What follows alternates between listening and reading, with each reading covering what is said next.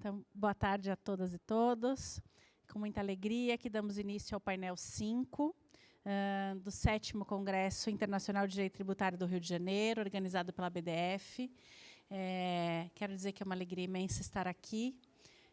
O último evento eu pude participar online, então, estar no Rio de Janeiro é sempre um prazer à parte.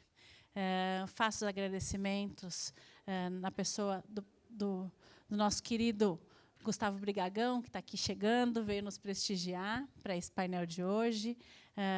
Agradeço a oportunidade de estar aqui com colegas ilustres. Professor Paulo Caliendo, que também nos acompanha online, não pôde estar aqui presente, muito embora tenha feito de tudo para isso, mas não vai deixar de nos acompanhar.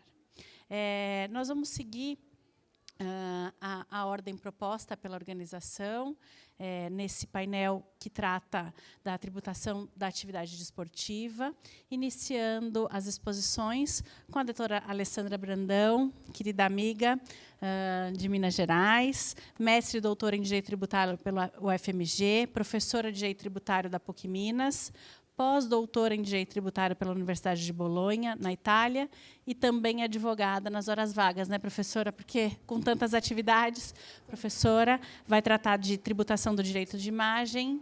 Por favor. Boa tarde a todos. Queria muito agradecer o convite de participar desse prestigiado evento aqui no Rio de Janeiro, e agradeço na pessoa do Dr. Gustavo Brigagão, que a cara da BDF é a cara do Gustavo, então, agradeço muito. Cumprimento os demais membros da mesa, o doutor Rodrigo, o doutor Roberto, que já é um companheiro de tributação do esporte, e a querida amiga Priscila. Então, o tempo aqui ele precisa ser respeitado, e, nessa questão do direito de imagem, eu queria ponderar, antes de nós falarmos da tributação propriamente dita, eu acho que é muito importante contextualizar esse problema considerando 3 dimensões.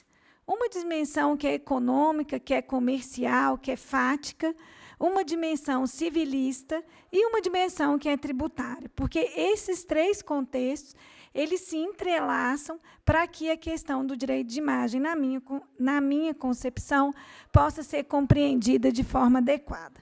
Então, pode parecer até um tanto quanto ridículo mencionar que, quando um esportista, um atleta, é contratado por um time ou por um clube nas diversas modalidades esportivas, que o esporte, por si só, tem um apelo social, e que a imagem desse atleta, nas diversas modalidades, será utilizada tanto para fins comerciais, como para a promoção do time, ou até devido à importância do esporte. Então, o futebol no nosso país tem toda uma repercussão, mas isso também acontece na natação, onde os campeonatos são televisionados, são transmitidos, são noticiados.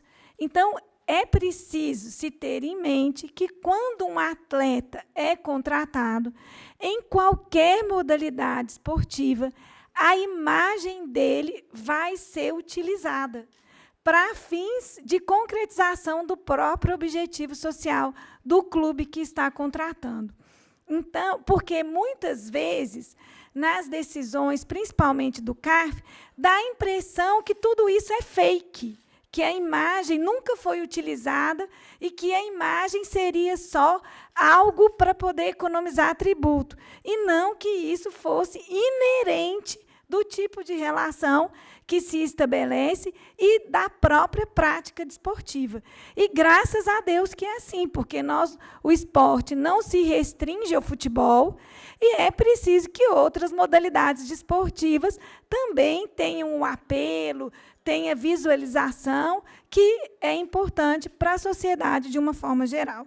Então, o primeiro ponto, a utilização da imagem do atleta é algo que faz parte do contexto em que o esporte se insere.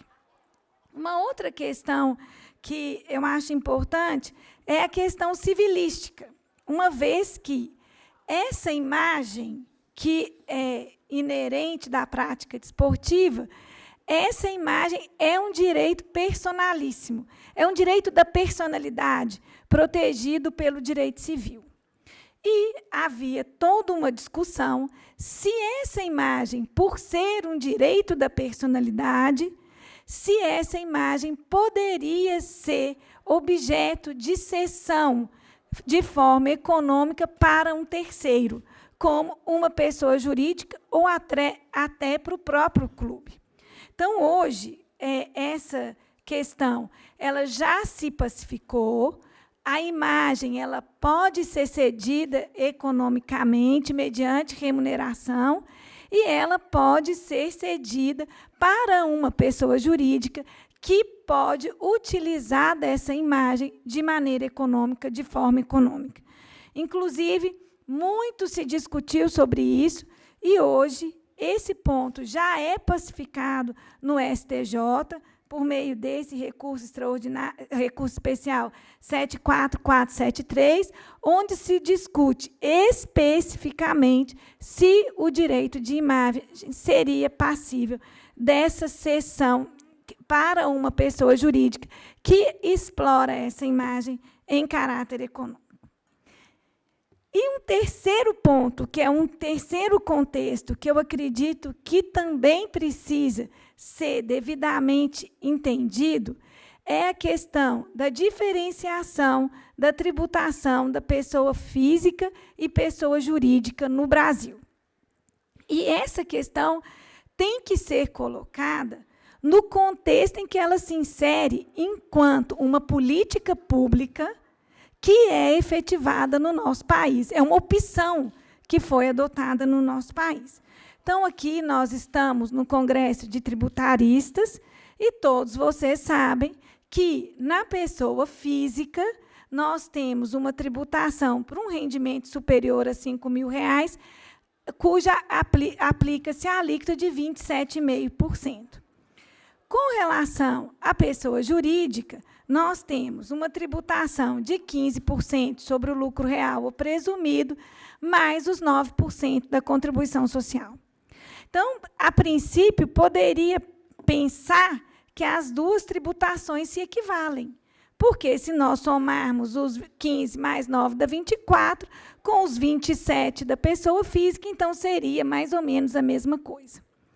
Só que não é.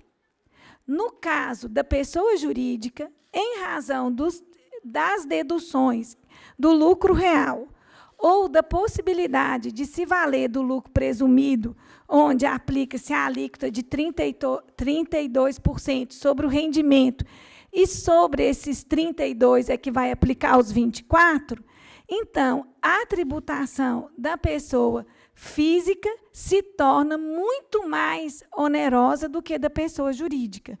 Ainda mais porque, no nosso país, infelizmente, as pessoas físicas gozam de um rol taxativo de despesas dedutíveis, como se isso fosse um benefício que o legislador dá para o contribuinte, desprezando o princípio da capacidade contributiva. Então, a pessoa física, no Brasil, é tributada quase que com base no rendimento bruto dela, com deduções que não fazem com que a tributação da pessoa jurídica seja equivalente à da pessoa física.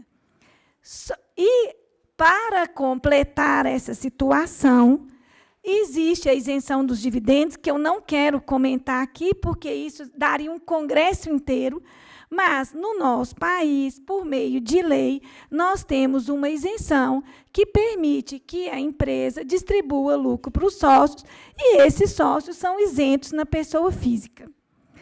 Até agora, eu sinto que estou falando coisas sem o menor sentido para vocês, porque isso tudo é muito óbvio. Eu não estou falando de que o contribuinte está usando uma estrutura, de que ele fez uma operação. Todas essas questões estão na lei. Essas questões fazem parte de uma política pública em que se optou em isentar por uma série de razões. Podemos discutir se isso hoje tem sentido ou não tem, se é possível alterar isso, mas hoje a política pública que prevalece é uma política pública em que a tributação da pessoa física é mais onerosa que a da pessoa jurídica e que existe, por meio de lei, uma isenção para que as pessoas jurídicas distribuam seus lucros para a pessoa física e que isso é isento na pessoa física. Então, essas são questões que estão na lei. Só que essa se torna a grande controvérsia. Porque quando um atleta se utiliza de uma pessoa jurídica e transfere o direito de exploração econômica da sua imagem para essa pessoa jurídica e aproveita da redução que a lei outorga para ele, isso se torna uma fraude, uma simulação, ele é autuado com multa de 150% e representação para fins penais.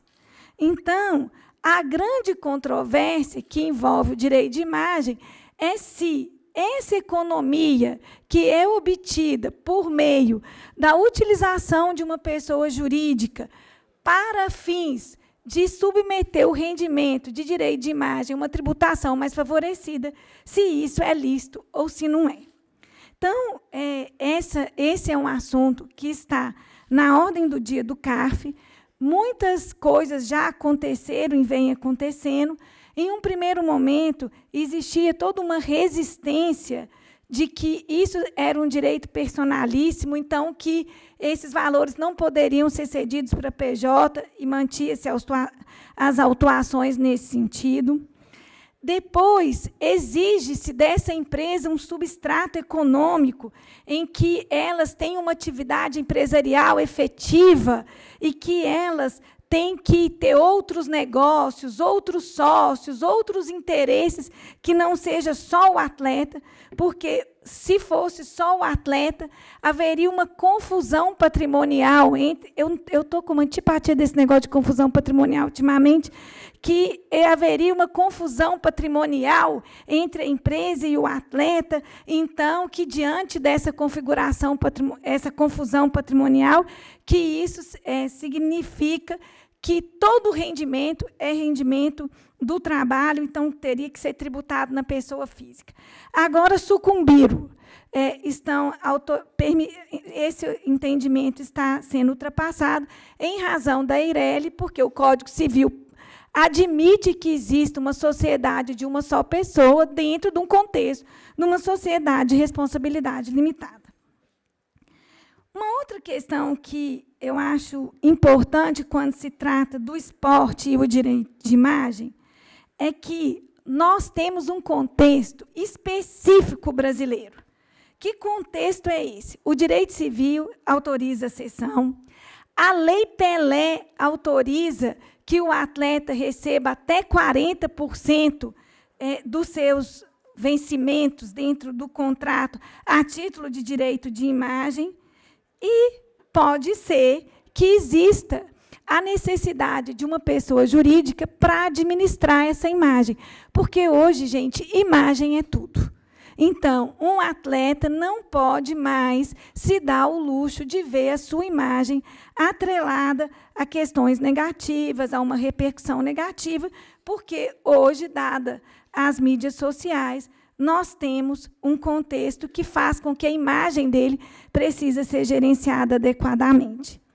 Além de tudo, temos a Lei do Bem, que é a Lei 11.196, e que ela estabelece que, para fins fiscais e previdenciários, em se tratando de rendimentos de caráter personalíssimo, que poderia haver a estruturação e a tributação desses valores na pessoa jurídica.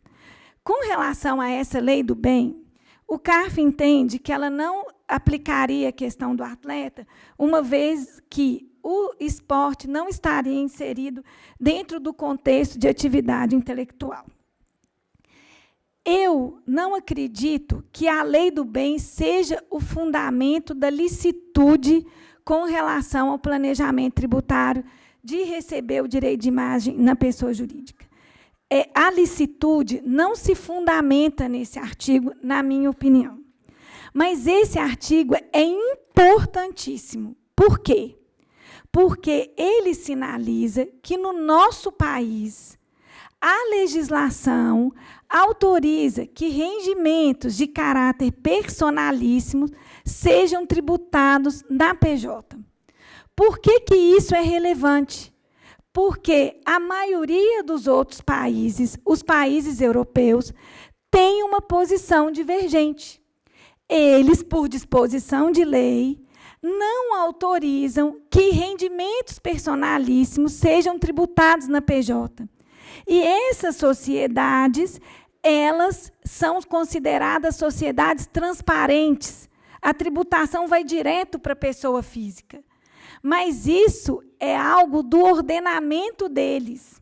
E, para mim, quando tem uma lei no Brasil que estabelece que rendimentos personalíssimos podem ser tributados, é como se o ordenamento jurídico brasileiro dissesse assim: eu estou rompendo com uma regra que existe em outros países.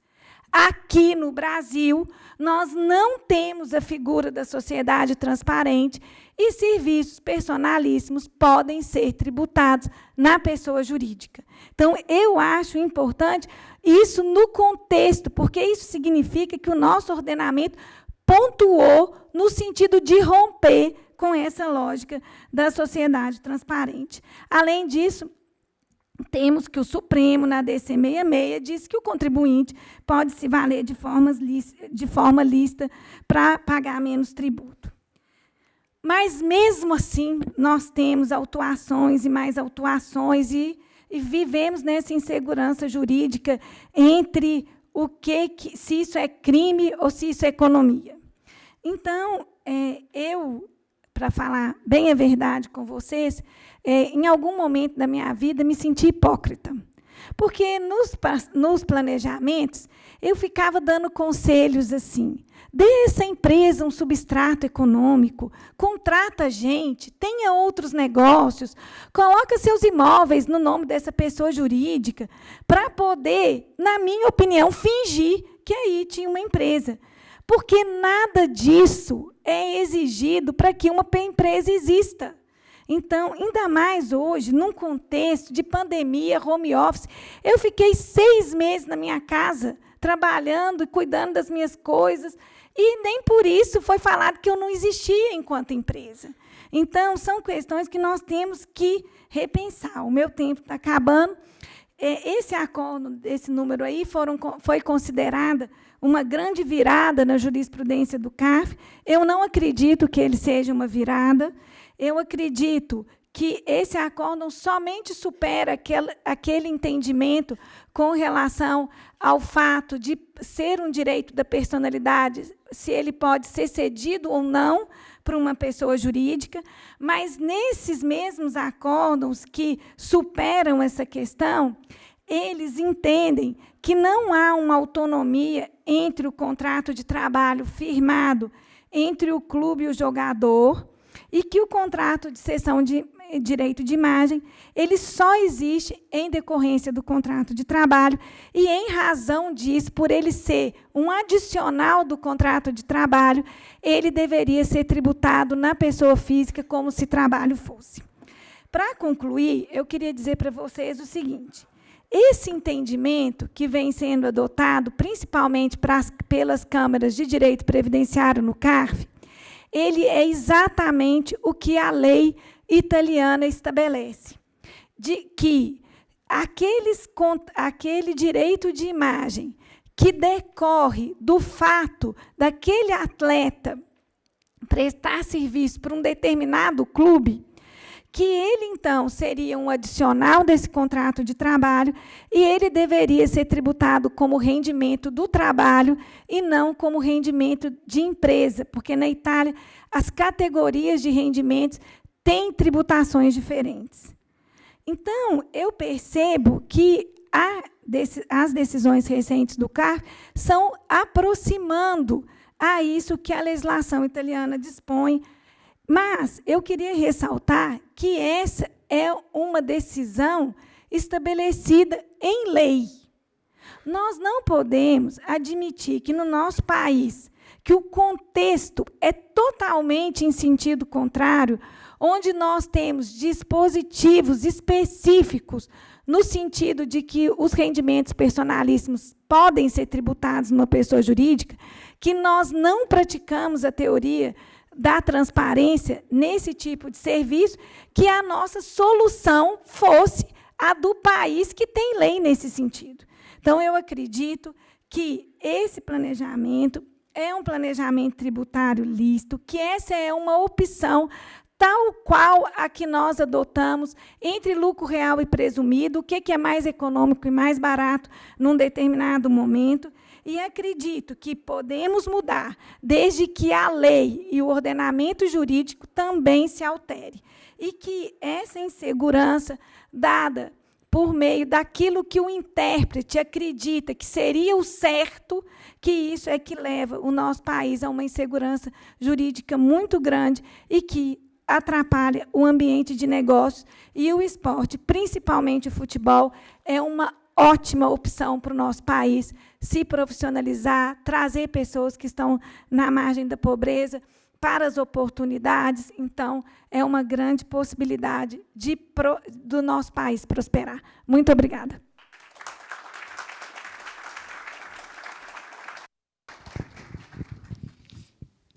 Sempre muito precisa, professora Alessandra. Suas palavras têm muito sentimento. E tua exposição, muito conhecimento, né? Então, é sempre muito engrandecedor te assistir. Muito obrigada.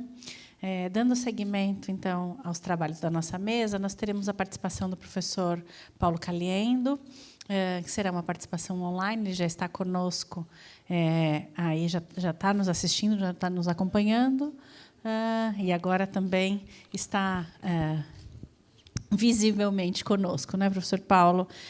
O professor Paulo Caliendo vai falar sobre a residência fiscal dos desportistas, segundo os tratados, e o professor Paulo, além de saber muito sobre direito desportivo, direito tributário desportivo, fala sobre direito ambiental, direito digital, são vários professores num professor só.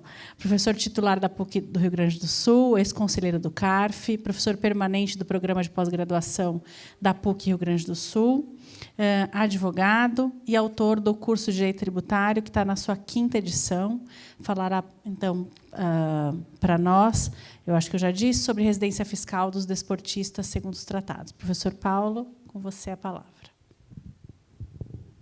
Muito obrigado, Priscila. Prazer reencontrá-la, mesmo que virtualmente, nesse grandioso congresso da BDF, que fico muito feliz. E saúdo a todos da diretoria em nome do nosso estimado Brigagão, como disse a professora Priscila, é um grande nome. Peço excusas por não estar presente hoje no evento. Nós estamos aí num debate forte em relação também à reforma tributária. A todos que estão na mesa, professora Alessandra, que palestrou agora, professor Rodrigo, que palestrará em seguida, Duque Estrada, tenho certeza que irei escutar com muita atenção a todos e a todas. E esse tema que me coube, ele tem várias abordagens, uma delas, inclusive, com relação ao aspecto da formação de rendimentos e da renda, mas até a professora Priscila toma liberdade para comentar uma proposta que fizemos na Comissão do Terceiro Setor, que lida com atividades que não têm cunho lucrativo, e são relacionadas ao esporte, também entretenimento, cultura e assim por diante, que é a proposta para a reforma tributária via OAB do Rio Grande do Sul, da imunidade tributária das entidades imunes quando fizerem aquisições para suas finalidades essenciais. Então, nós fizemos essa proposta para que nas aquisições, como há aquele problema de contribuinte de direito e contribuinte de fato, não desvirtue a natureza dessa atividade, portanto, esse recurso não vire um subsídio às avessas ou regressivo, e, portanto, é um dos temas aí importantes. Mas o que nós estamos a trabalhar hoje é a questão da residência e dos diversos aspectos relacionados a ela. E, em relação a esse tema, nós temos algumas questões que eu acabei elaborando rapidamente aqui para fins de apresentação, e vou fazer o compartilhamento aqui da tela com todos. Só modificar aqui, só um minuto. Fiz uma breve apresentação em que eu trago esses detalhes, espero que todos estejam vendo. Nós temos algumas grandes questões, um pouquinho diferente da apresentação da professora Alessandra. Nós não temos um problema, nós temos diversos problemas, e talvez aqui seja um momento de muita reflexão em relação ao planejamento tributário que está envolvido em relação a esse tema. Por quê? Porque nós temos diversas possibilidades que podem ocorrer em relação à residência. Nós temos a situação do atleta que atua enquanto indivíduo, individualmente, e que tem uma participação isolada, um tenista, por exemplo, ou um ciclista, ou como membro de um time, membro de um clube de futebol, em que ele tem uma relação, um grupo de basquete, um time de basquete. Então, ele tem uma relação dentro desse time e, portanto, dentro dessa relação, ele tem uma relação de residência fiscal vinculada. E também nós vamos ter um outro problema, que é o conjunto de pessoas que estão vinculadas e próximas a essa atividade esportiva. Cada um desses temas merece um tratamento diferenciado. Em alguns casos, nós temos países com elevada carga tributária sobre os indivíduos e também, claro, sobre os desportistas, ou artistas, ou aqueles que estão vinculados ao entretenimento. E outros países que têm alíquotas reduzidas, ou mesmo com redução de alíquotas para atividades específicas, como desportistas. Como em vários momentos nós tivemos no mundo, o caso da Espanha talvez seja um dos exemplos, e isso faz com que nós tenhamos um planejamento tributário vinculado à possibilidade não só dos ganhos, mas também da redução da incidência de carga tributária e de uma melhor situação fiscal por parte do desportista.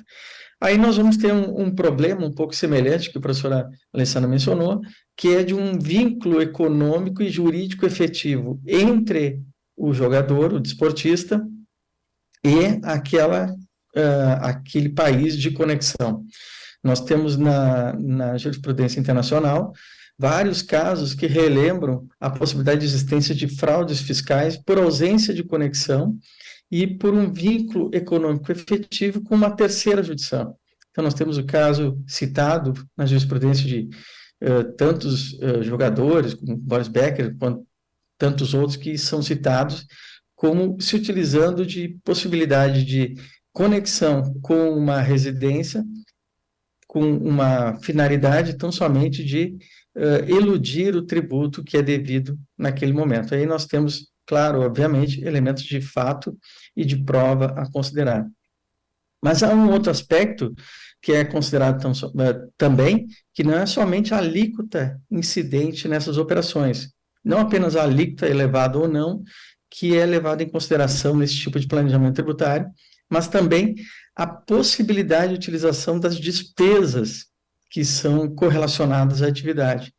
E muitas delas, dependendo do país, mesmo os escritos na literatura norte-americana mencionam, eles variam sobremaneira. Nós temos uma série de despesas que são muito importantes, e aí é uma discussão que ocorre na literatura sobre despesas de viagens, despesas em duas residências, quando o trabalho do desportista ocorre fora de sua residência habitual, e a possibilidade da utilização dessas despesas. Então, nós temos aqui um conjunto de elementos a considerar.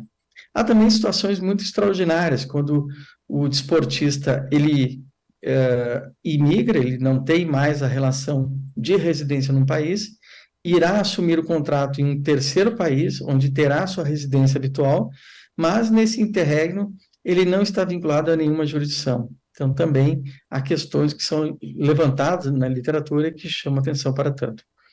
Os conceitos que aqui estão estabelecidos, nós estamos considerando em países que possuem acordo, especialmente no caso do Brasil, mas também existem questões relacionadas a países que não têm acordo com o Brasil, e nesses casos a gente vai considerar propriamente aqueles elementos sobre a tributação naquele país específico e sobre a consideração das despesas.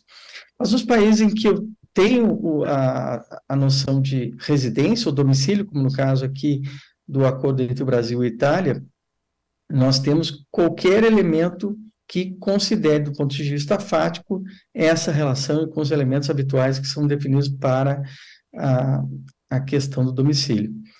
E o dispositivo específico que trata de artistas e desportistas é o artigo 17. O artigo 17 vai estabelecer que tanto para desportistas, mas como para profissionais de espetáculo, artistas de teatro, cinema, rádio, televisão, entretenimento em geral, nesses casos, a tributação deve ocorrer no estado contratante em que essas atividades foram exercidas, ou seja, no país, portanto, da fonte.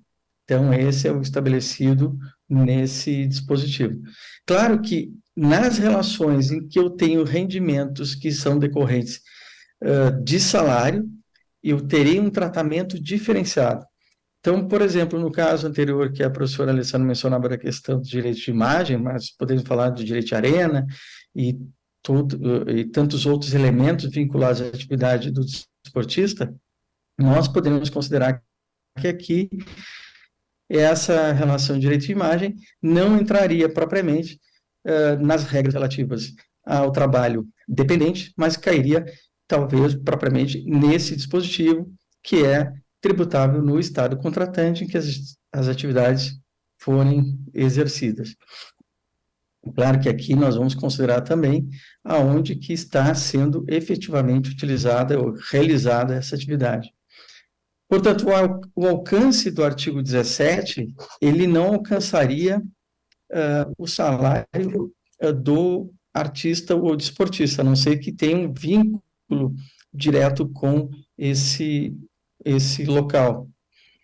E também, considerando os pagamentos efetuados aqui por parte do país da fonte ao desportista, nós verificamos que o pagamento ele é feito de forma sobre os rendimentos brutos e não sobre a renda líquida com dedução de despesas. Até porque há uma lógica nesse procedimento, porque não há como o país da fonte, nesses pagamentos feitos a terceiro fora do país, ter essa dedução. E, portanto, tanto por motivos de conexão econômica, como de conexão jurídica, nesse caso não se aplica o artigo 17. Então, nós temos duas limitações aqui. Uma que é em relação ao tipo de rendimentos que são pagos, e outro sobre a base de cálculo, que se incorpora na base de cálculo dos rendimentos a serem tributados. Cabe mencionar também que esses conceitos todos aqui, eles seguem a qualificação do Estado contratante, ou seja, o Estado contratante que vai determinar o que seja atividade propriamente dependente, o que é salário, o que se incorpora ao salário ou não, se o conceito de vencimentos incorpora alguns elementos, como rendimentos base ou não, acréscimos patrimoniais decorrentes da atividade de trabalho, o que vem a ser direito de imagem e assim por diante. Então, os próprios acordos, seguindo o modelo OCDE, vão utilizar um modelo que é de qualificação pelo Estado contratante que está aplicando essa regra. Bem, por óbvio, podem existir alguns conflitos de qualificação entre os Estados contratantes, e esses conflitos de qualificação não encontram ainda uma solução que seja a mais apropriada em relação ao tema, apesar de diversos estudos sobre ele. Nós temos também todo o pessoal de apoio, que é o pessoal técnico, aqueles funcionários de equipe, os mais variados, desde estatistas, e que auxiliam a equipe que realiza o desporto, e, portanto, eles não estão, nesse caso, cobertos pelas regras do artigo 17 e seguem as regras estabelecidas pelo artigo 15, quando funcionários, ou do artigo 7º, quando prestadores de serviços, empresas prestadoras de serviços aos profissionais aí desse setor.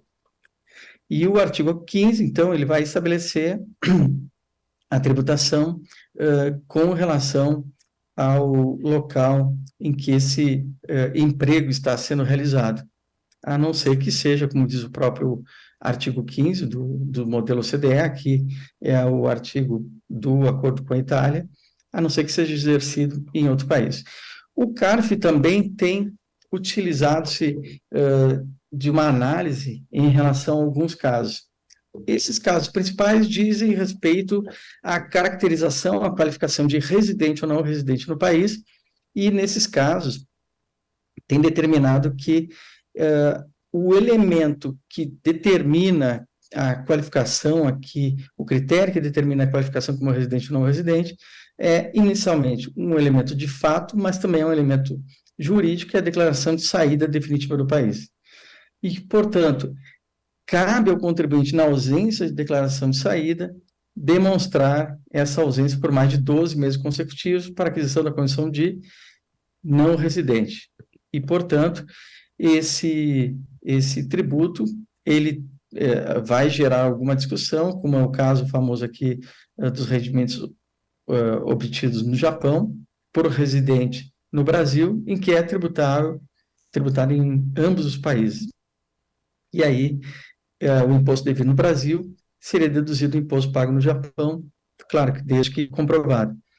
O mesmo nós temos aqui no caso dos recursos recebidos por residente no Brasil com relação à Argentina, em que há uma relação estreita entre os dois países, em que, no caso dos esportistas, possuía habitação permanente em ambos os estados, comprovando ligações pessoais e econômicas estreitas com ambos os países. E aí, para esses efeitos fiscais, o Brasil considerou como não residente no Brasil e residente na Argentina. Também no caso de Portugal, em que temos, como no caso da Itália, várias situações de dupla residência fiscal, havia também a discussão se o contribuinte seria, para fins fiscais em função do acordo, residente num ou em outro país. E aí se verifica a questão relativa aos centros de interesses vitais e os rendimentos e bens que estão vinculados na situação. As decisões do CARF, elas vão, portanto, elencar alguns elementos fáticos para a qualificação e critérios de definição da residência, como o estabelecimento de vínculo de trabalho, o local da manutenção das contas bancárias, plano de saúde, títulos, elementos fáticos mais variados para determinar essa conexão real de fato e não apenas uma definição de residência para fins de planejamento tributário elusivo. Também os retornos ao país e assim por diante. Alocação de bens, a existência de imóveis. A jurisprudência internacional demonstrou que, em alguns casos, essa relação ela é feita com o objetivo tão somente de eludir a incidência da tributação pelo critério de conexão subjetivo, mas, nesses casos, se verificava a completa ausência de relações concretas entre os dois países. E no CARF também foi elencado nas decisões mencionadas que a prova dessa conexão real e não meramente ficta é do contribuinte, e que ele teria cumprido todas as obrigações acessórias, inclusive a declaração de saída e as obrigações acessórias decorrentes da saída do país, e a declaração de ajuste anual, mesmo após a saída do território nacional. Então, nós temos aí um complexo de problemas que exige, com certeza, um conjunto de elementos para fins de apreciação e um planejamento tributário mais fechado, mais sólido e que seja protetivo contra autuações. Nós vamos ter um problema atual e que irá surgir, que é o surgimento de operações realizadas por plataformas, em que nós podemos ter o gerenciamento de jogadores por plataformas digitais, para o agenciamento não só de jogadores, mas para aqueles que estão vinculados a essa indústria, como agentes, olheiros, treinadores, jogadores, árbitros, clube de futebol, bem como cursos, vídeos, estatísticas, entraria aqui também os elementos preditivos e assim por diante em relação à matéria, bem como a busca e acompanhamento de jogadores. Essas relações por plataforma também irão nos desafiar e vão desafiar todo aquele sistema de determinação da base de cálculo e da ocorrência do fato gerador pela segregação de contratos e a possibilidade de nós levarmos o lucro para um país de tributação menos favorecida com a redução da tributação. Dentro desse cenário, nós não temos uma grande questão, mas uma série de possibilidades a serem analisadas, riscos decorrentes e a necessidade de cumprir essa exigência de qualificações muito bem definidas, relações muito bem definidas, principalmente porque não estamos falando da insegurança jurídica em relação a um único país, mas insegurança jurídica em relação a diversas jurisdições e competências. Bem, dito isso, eu queria agradecer imensamente o convite, esse congresso especializado com tantos profissionais destacados, por ter ouvido a professora Alessandra, a professora Priscila, agradecer o professor Gustavo Brigagão e desejar um ótimo congresso e fico atento aqui às exposições do professor Rodrigo e do professor Duque Estrada.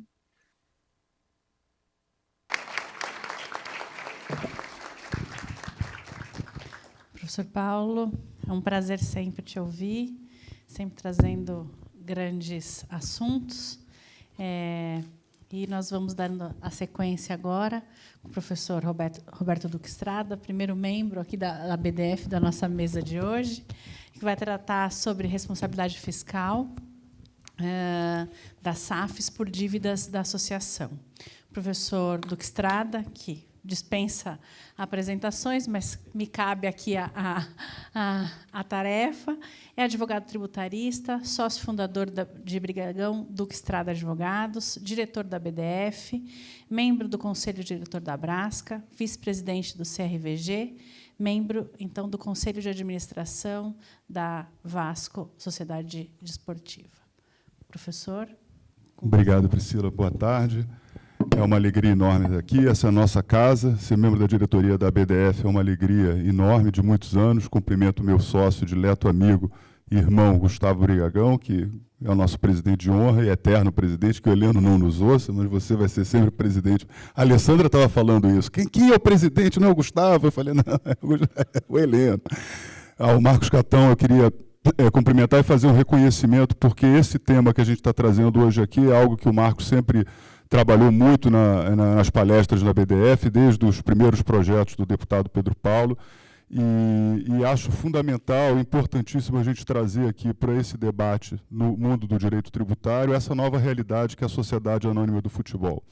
É uma lei bastante recente, é uma lei que eu tive a oportunidade, em razão da minha posição de vice-presidente, segundo vice-geral do Clube de Regatas Vasco da Gama, e depois ter sido indicado pelo clube, quando formada a SAF, como para ser representante do clube no Conselho de Administração da companhia. É um mundo novo que se abre, é um mundo de muitas oportunidades, oportunidades de negócios, como diz o meu amigo, autor da lei, Rodrigo Castro, uma oportunidade de inserção social, porque quando você traz profissionalismo, seriedade na condução dos negócios esportivos, você abre portas para emprego, e não é só do jogador, as pessoas esquecem a máquina, o mundo de negócios que gera o futebol no Brasil e no mundo. A gente está falando aqui de profissionais que trabalham em campo, fora de campo, na publicidade, no material esportivo, no marketing. E o Gustavo tem esse conhecimento, o Eduardo, o Pedro, todos que trabalham aqui no escritório, com a experiência maravilhosa que eles tiveram com o trabalho com a FIFA na organização da Copa do Mundo aqui no Brasil em 2014. Então, isso é um mundo novo que se abre, e a lei da SAF, para mim, é um marco importantíssimo, não só para o futebol, mas eu acho que para a economia brasileira. A questão que a gente vai discutir hoje é uma questão, e aí me trouxe muito hoje a fala do ministro Fux hoje de manhã, sobre o elogio. Esse escudo do Flamengo está um pouco grande demais aqui, Pedro, mas tudo bem, eu vou deixar passar, porque a gente vai ter um maior aqui do Vasco. mas o ministro Fux falou uma coisa que me pareceu bastante pertinente. Eu não sei, ele falou tributarista e eleitoral. O eleitoral não tem experiência nenhuma em direito eleitoral, mas o direito tributário ele falou que eram os mais criativos. E isso eu fiquei pensando isso desde hoje de manhã. Para mim, o que é claro, não é questão de criatividade, é porque nós tributaristas temos a honra de poder trabalhar com todos os ramos do direito. O nosso direito é um direito de sobreposição. A Alessandra trouxe aqui questões que tangenciam o direito do trabalho, né? O que é remuneração, o Paulo Calhendo também trouxe isso, tangenciam o direito societário, como a gente vai ver hoje aqui, se aplicam. Então, se a gente, o direito civil, os contratos, a natureza jurídica, né, dos atos, não esqueçamos que é um direito que se aplica, tudo é fato gerador, tudo ocorre na vida da gente. Todos esses atos jurídicos, se a gente não conhecer bem o direito subjacente, a gente não vai saber aplicar o direito tributário. E como as senhoras e os senhores vão ver hoje aqui, esse é um caso que é fundamental o conhecimento do direito societário para a gente fazer a distinção nessa questão de responsabilidade. Como eu disse, a Lei 14.193 é um marco, né, porque ela foi uma lei bastante trabalhada, o senador Portinho foi o relator desse projeto no Senado, houve uma amplíssima discussão e debate com todos os stakeholders no mundo do futebol, né? Desde atletas, clubes, árbitros, credores, devedores, a gente sabia que a situação dos clubes brasileiros, por serem associações sem fins lucrativos, com baixíssimo nível de compliance, criou-se um ambiente de altíssimo endividamento, né? Uma eterna batalha judicial com credores trabalhistas, credores no plano civil, também no plano da CNRD, no âmbito da CBF. E essa lei tentou dar uma solução para isso, assegurando uma forma de permitir que os clubes formassem ou se transformassem, como a gente vai ver, em sociedades anônimas, segregando as suas atividades do futebol para serem explorados profissionalmente. E como é que isso funciona? A lei prevê 4 modalidades de constituição de uma sociedade anônima do futebol. Uma constituição originária, podemos nós todos aqui dessa sala nos reunirmos, criarmos uma pessoa jurídica que vai ser uma SAF, que vai explorar a atividade do futebol. A BDF Futebol Clube está sendo criada, somos todos sócios dessa sociedade. É algo que pode ser feito por pessoas físicas, por fundos de investimento. Eu também posso fazer uma transformação. Eu pego o Fluminense do Marcos Catão aqui e transformo ele numa sociedade anônima do futebol. Essa transformação ela vai mudar simplesmente o tipo jurídico. É como se eu transformo uma limitada em SA.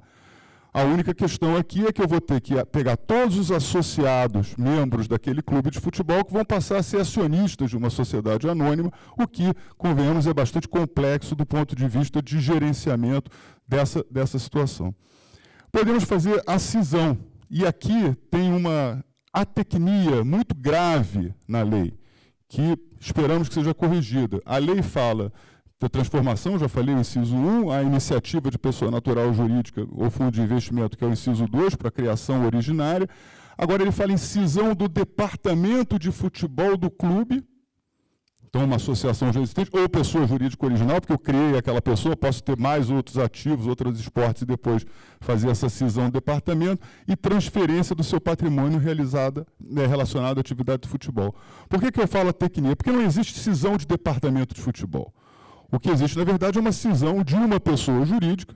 Eu posso pegar a pessoa jurídica, Clube de Regatas do Vasco da Gama, fazer uma cisão, partir ele ao meio, jogar o futebol para um lado, as outras atividades para o outro, e os sócios antigos sócios do clube continuam sócios da associação, mas passam a ser acionistas dessa pessoa jurídica nas mesmas proporções. Portanto, é uma cisão clássica, uma operação regulada na lei das sociedades anônimas.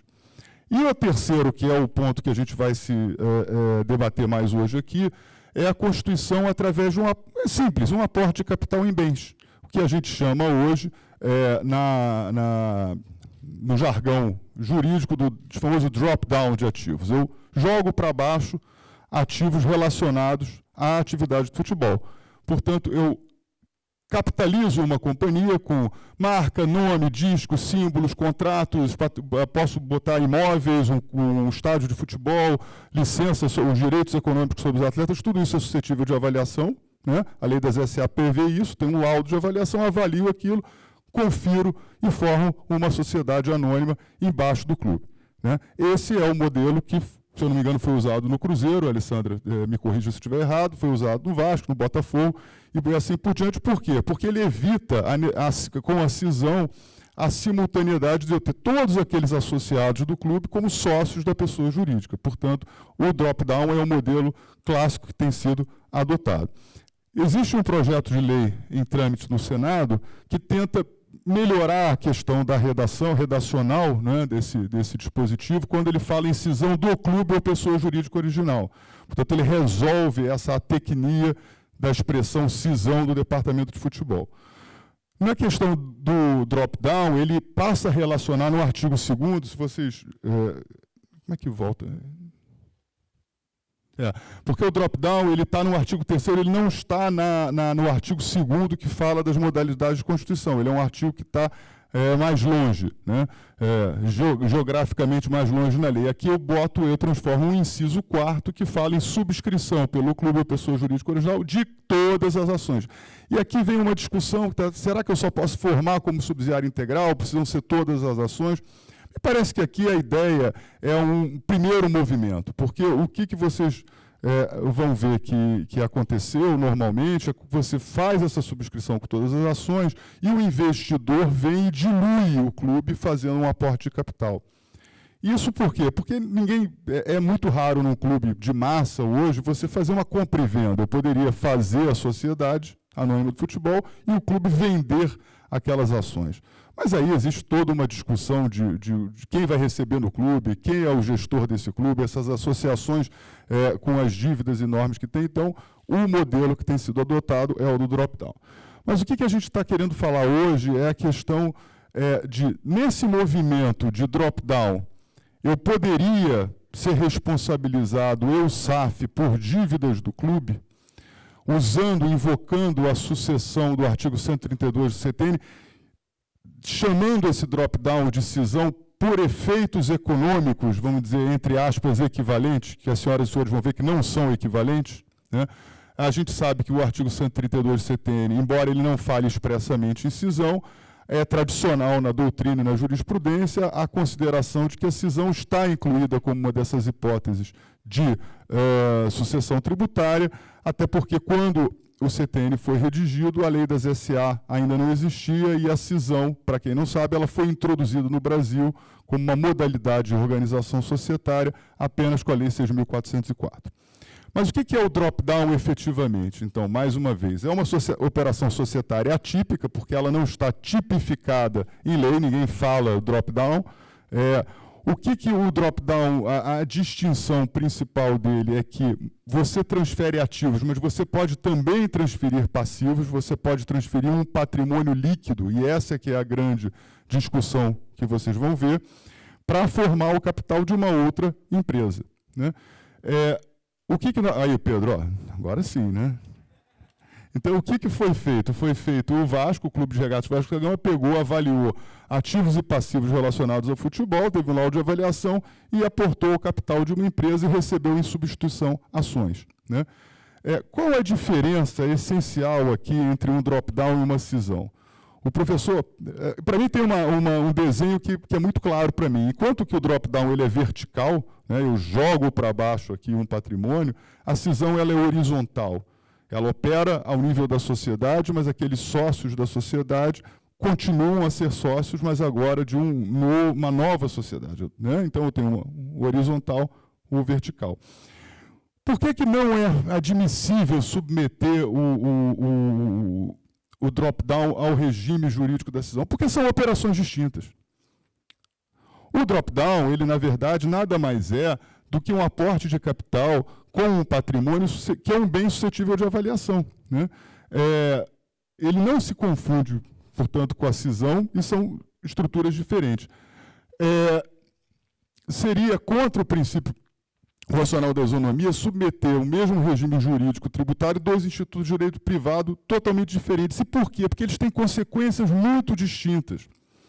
Uma cisão, ela opera quando eu verto na cisão o patrimônio de uma sociedade para outra, o drop-down eu crio uma subsidiária integral no primeiro momento com a integralização do capital social. Então aqui eu tenho, mais uma vez, o efeito horizontal na cisão e o vertical no drop-down. Mas o mais importante é que, enquanto na cisão existe uma redução do capital social da empresa cindida, e daí a responsabilidade, e daí a manutenção de uma responsabilidade, porque eu tenho uma redução patrimonial e, portanto, aquilo opera efeitos em relação ao credor, no drop-down não. Porque eu mantenho o meu patrimônio da mesma grandeza. Existe uma relação meramente de substituição. Eu substituo ativos e passivos, né? Aquele patrimônio líquido que está dentro daquela determinada empresa, por ações de uma outra empresa. O capital social da empresa conferente não muda. Não há redução de capital, né? Tem a questão do protocolo da cisão, que os credores podem se opor, né, à operação de cisão, e aqui, no caso do drop-down, que é um aporte de capital em bens, eu não tenho que dar prazo nenhum de oposição a credores, né?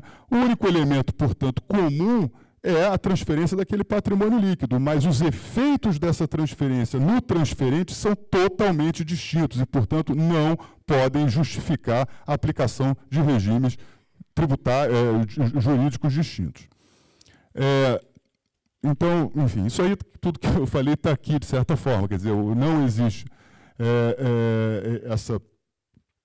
esse efeito redutor, não existe separação, existe uma substituição, existe um efeito meramente permutativo. Isso foi afirmado e confirmado pela Procuradoria-Geral da Fazenda.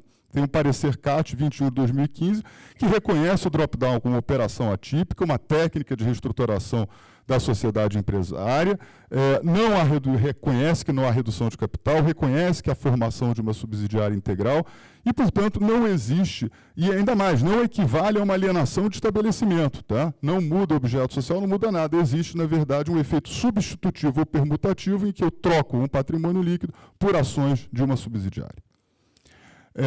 E aqui eu vou falar de um caso que nós enfrentamos no CARF recentemente, que justamente examinou a tentativa de aplicação da responsabilidade da cisão para uma operação praticada pelo Grupo Bertin em 2007. Né?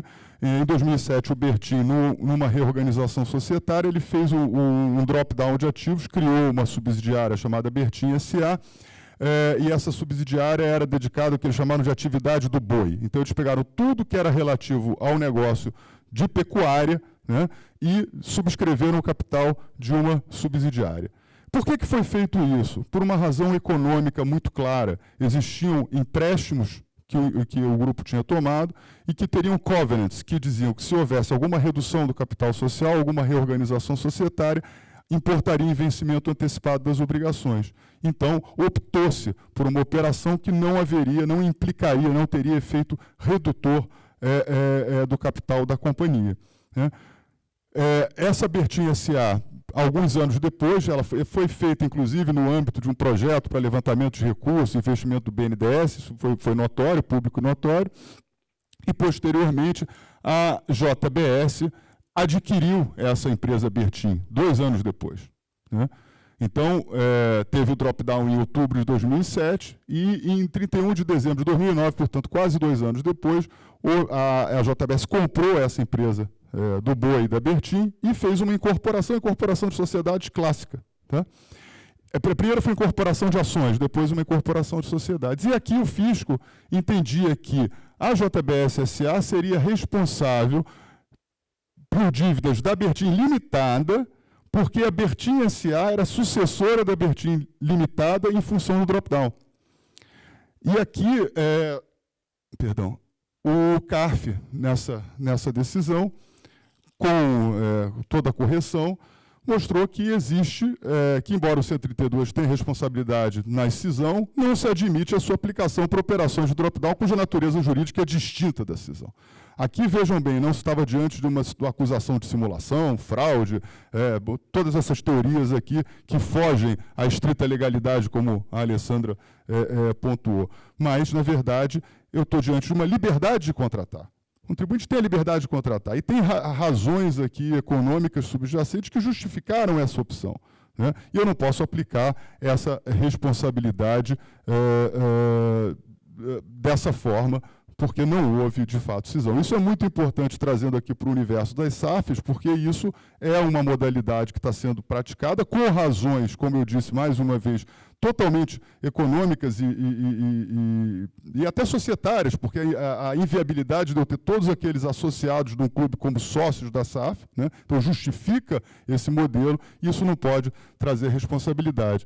Eu trago ainda uma outra decisão aqui já no TRF3, também um caso envolvendo essa questão Bertin-JBS, que mostra que o próprio TRF já considerou, porque enfim, aí existem diversas execuções e, portanto, existe a tentativa de responsabilização com esse fundamento, e mostrou que não há diminuição do capital social, quer dizer, nenhuma das consequências, vamos dizer, dos efeitos aqui práticos que tem na cisão se verificam no drop-down. Também uma sentença da 11ª Vara de Execuções Fiscais de São Paulo, também deixando muito claro a inexistência de responsabilidade tributária. Essa apresentação está à disposição das senhoras e senhores. E, para finalizar, chamando a atenção, esse projeto de lei no Senado, ele tem algumas, Alessandra, acho que isso vai interessar bastante, a questão de grupo econômico. Isso aqui tem uma pertinência relevante na questão de responsabilização por dívidas trabalhistas e previdenciárias, né? Porque ele diz claramente que não formaria, a formação de uma SAF não implica a formação de grupo econômico entre a SAF e o clube, né? Também, muito claramente, mais um aprimoramento maior em relação à não responsabilização pelas obrigações do clube. E chama atenção também que o clube, a pessoa original, é exclusiva e integralmente responsável pelo pagamento das obrigações anteriores à constituição da SAF, por meio de receitas próprias, portanto, do próprio clube, ou das seguintes receitas. Quando ele fala ou das seguintes receitas, é interessante porque aqui, e eu estou terminando, a lei previu uma modalidade de cumprimento das obrigações do clube com recursos provenientes da SAF. Então, é a figura do RCE, o Regime Centralizado de Execuções, em que 20% da receita da SAF, da exploração da sua atividade principal, né, a atividade do futebol, é obrigatoriamente direcionado para a satisfação de obrigações trabalhistas e cíveis, dentro do regime centralizado de execução, bem como 50% de eventuais dividendos que o clube venha a fazer jus a serem distribuídos pela SAF também tem que ser encaminhados para o pagamento das obrigações. Então, é uma forma quase como uma recuperação judicial que se criou nesse regime de lei para permitir também que os clubes pudessem satisfazer suas obrigações a partir do momento que a SAF foi criada com receitas geradas pela SAF. Eu acho que... bom, então, é só essa justificativa do PL também, que é para dirimir essas dúvidas de responsabilização. Isso é muito importante. É um ambiente de negócios que está começando aqui. A gente vê questões de tributação interna com os jogadores, direitos de imagem, isso no mundo inteiro é algo discutível. Calendo trouxe a questão de tributação internacional. A gente vê cada vez mais os clubes indo fazer jogos amistosos em outros países, a questão de tributação dessas receitas, a tributação do próprio atleta ou do clube, depois na relação interna clube-atleta. Então, acho que isso aqui é um tema que nós vamos ver, vai virar um tema, essa discussão de tributação do desporto, recorrente aqui no nosso congresso da BDF. Então, agradeço mais uma vez a atenção, peço desculpa, Rodrigo, por exceder um pouco o tempo, mas eu fico à disposição aí, se depois alguém quiser saber mais novidades. Muito obrigado.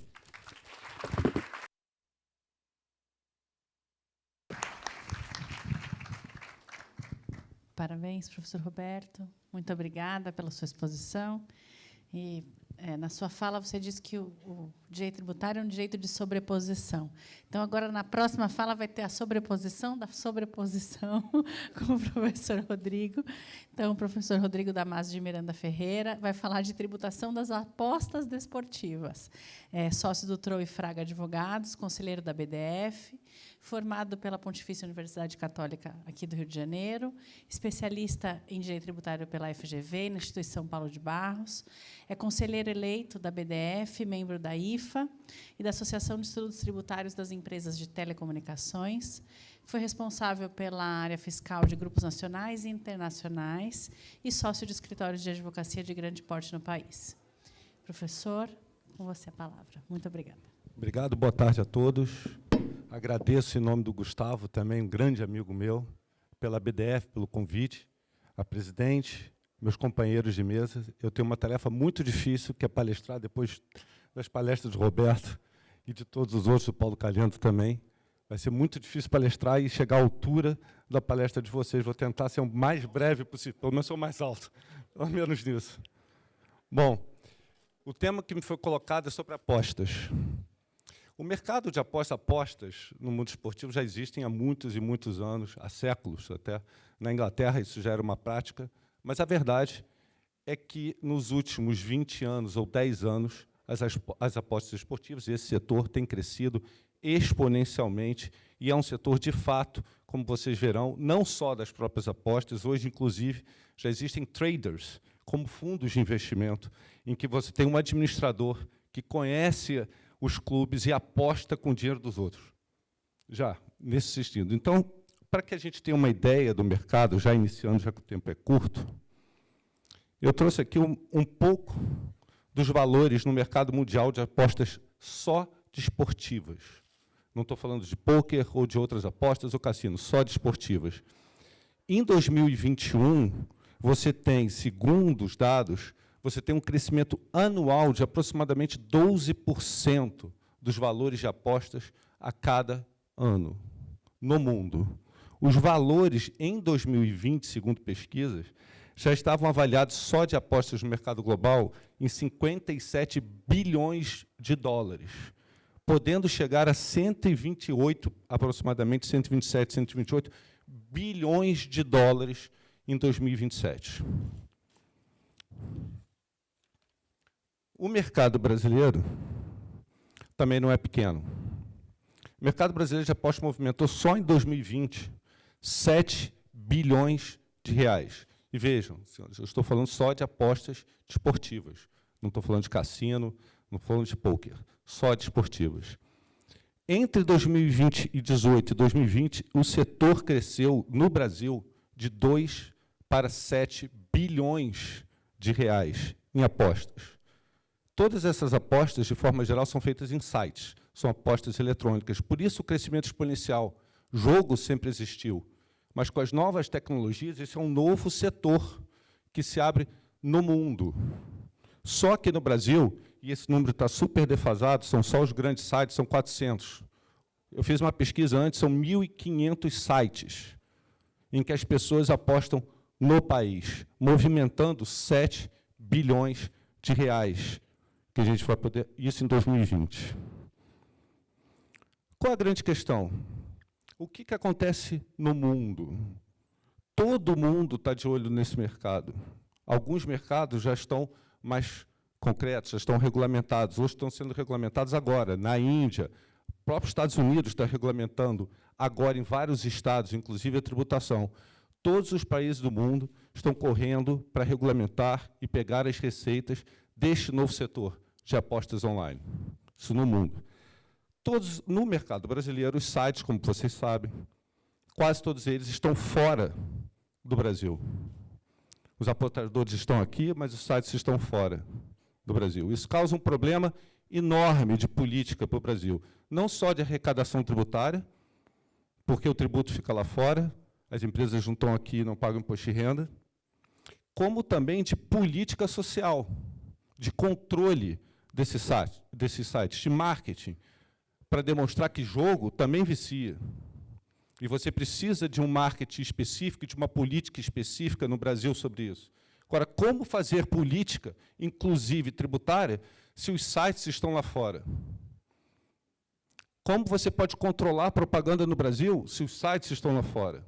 Essa é uma questão mundial. Por isso que todos os países do mundo, de certa forma, estão correndo para regulamentar este setor bilionário mundial.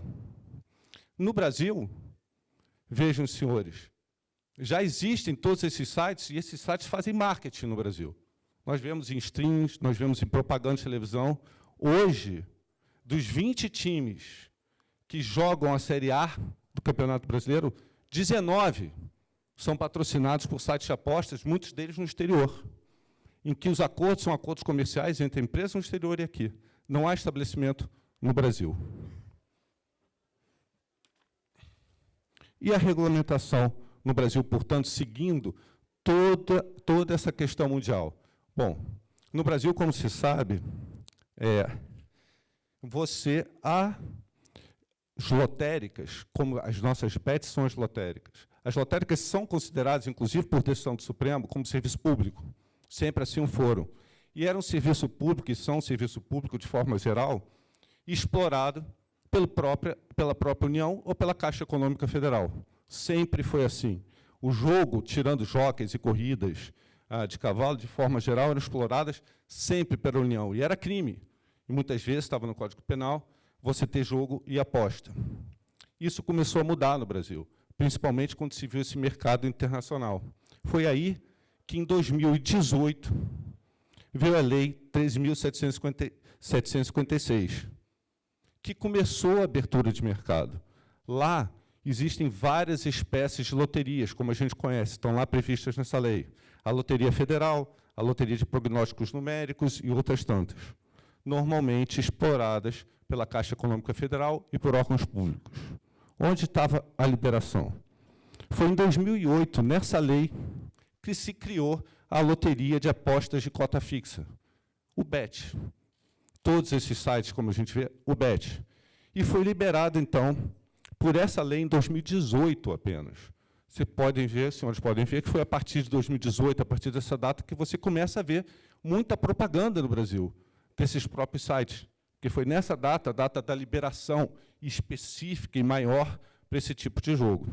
E fica lá, o artigo 29, diz que fica criada essa modalidade lotérica sob a forma de serviço público, porque assim o é, denominada de aposta de cota fixa, cuja exploração comercial ocorrerá no território nacional. E segue.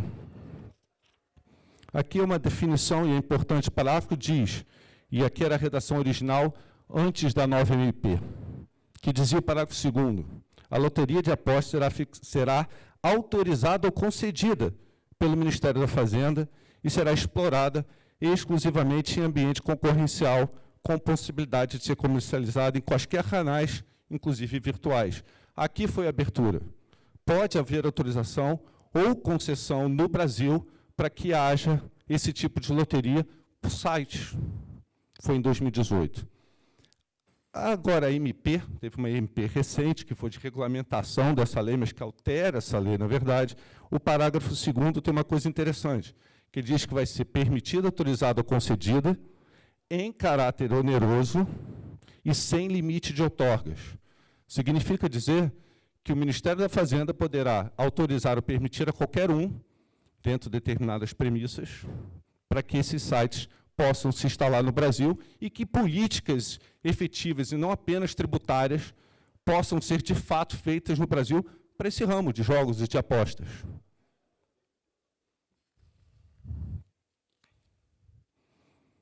Essa regulamentação, em 2018, deveria acontecer em 4 anos, o que terminou em dezembro. Não foi feito.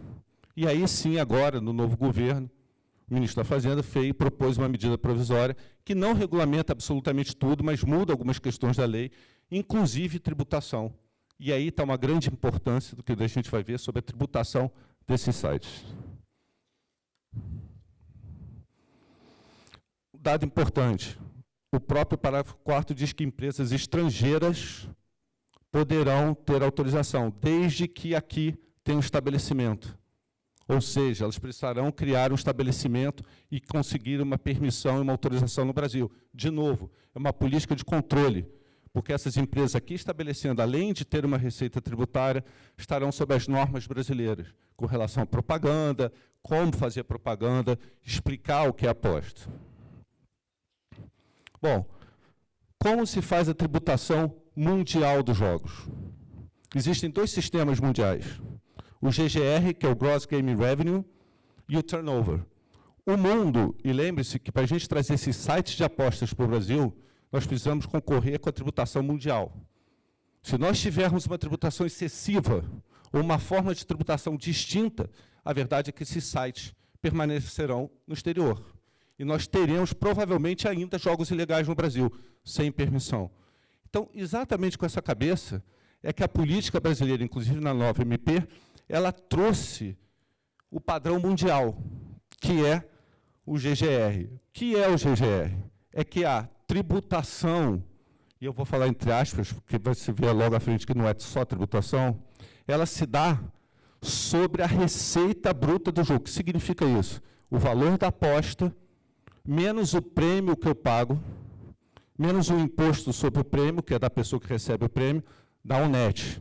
É sobre esse net que eu vou tributar, que eu vou ter as destinações fiscais sobre esse valor, e não sobre o turnover, que seria sobre tudo, ou seja, sobre o valor, inclusive, da aposta com o prêmio que eu vou pagar. O CGR é o líquido do prêmio. Tá? E isso foi uma alteração muito importante para o Brasil se inserir no mercado internacional e nesse setor novo. Como se dá isso no Brasil? E aí depois nós vamos falar da tributação. O que a lei determina? Essa lei já com a modificação da MP. Ela determina, então, portanto, que do valor da arrecadação de todas as apostas, eu tenho que tirar os prêmios, eu tiro o pagamento do imposto sobre a premiação, e que sobre a diferença desses dois, portanto, o GGR, que é o mundial, eu vou ter estas destinações que estão abaixo. Primeiro, um tributo de 10% de contribuição para a Seguridade Social. Depois, várias destinações sobre esse valor, que a Casa de Apostas vai ter que repassar, tanto para entidades escolares, como para o Fundo Nacional de Segurança Pública, para as entidades esportivas, e aí é outra questão, como essas entidades esportivas vão tributar esses valores que vão receber. 3% do Ministério do Esporte, sobrando um net de 82%, o net do GGR, já daquele valor, tirando o pagamento dos prêmios. Quando se fala no mercado internacional, se fala de uma tributação sobre o GGR, que aqui no Brasil, todo mundo fala, então, a tributação vai ser de 18%, porque eu vou ficar, as casas de apostas ficarão com 82% do valor do GGR, que é a diferença do pagamento do prêmio. E por isso se diz, esse é o recado do governo, que nós estamos de acordo com o mercado mundial, porque o mercado mundial, mais ou menos no mundo, varia entre 15% e 22% do GGR, para fins de tributação desse valor.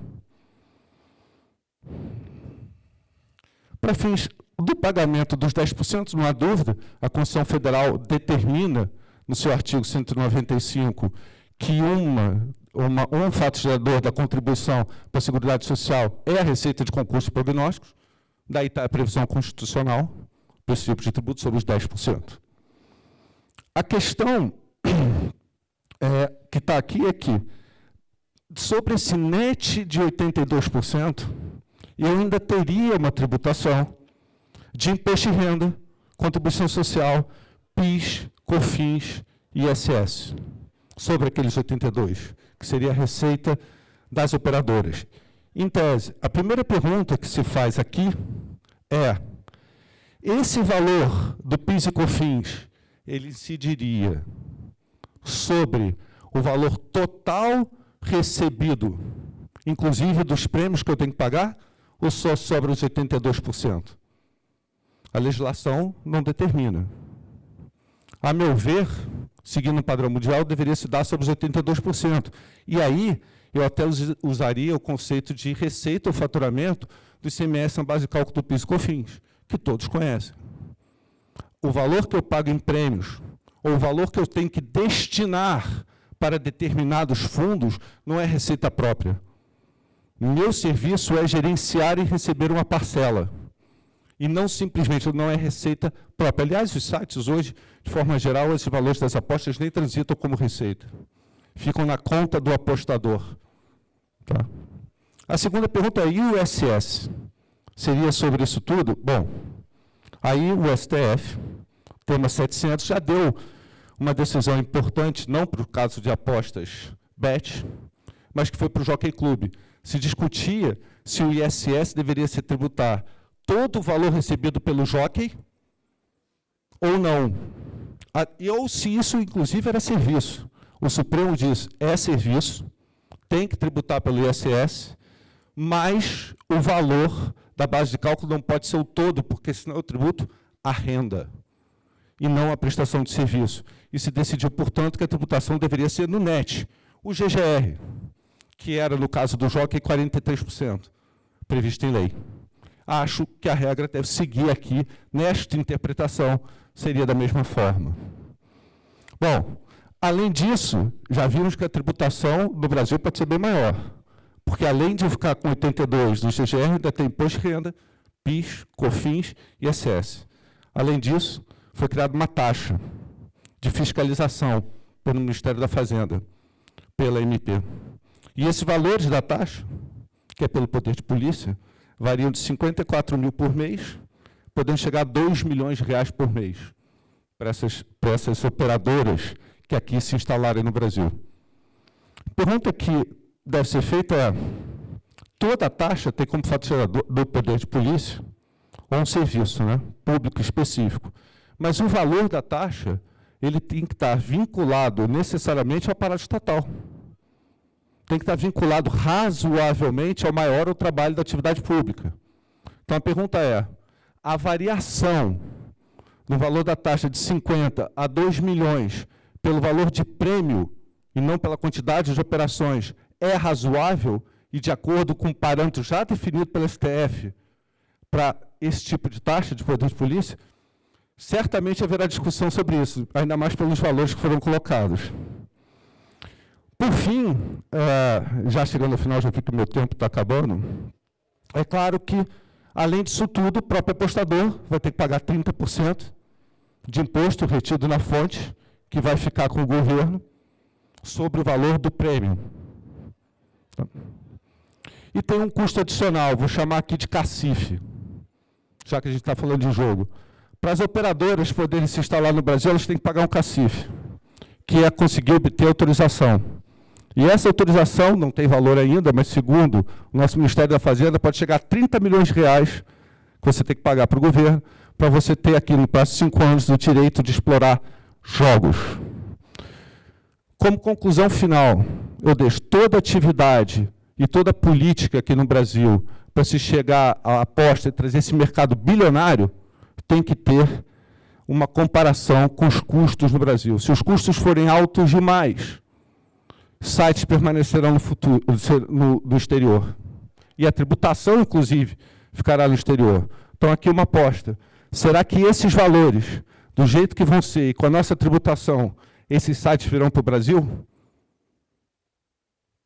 Agradeço a todos.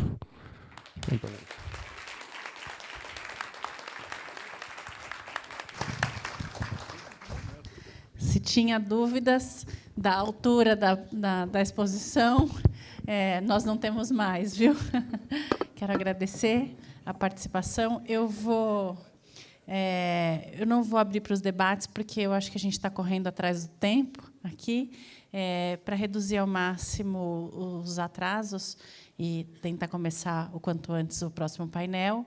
Eu dou por encerrado o painel 5, agradecendo novamente cada um de vocês e dizendo que nós nos encontramos nos próximos painéis. Muito obrigada.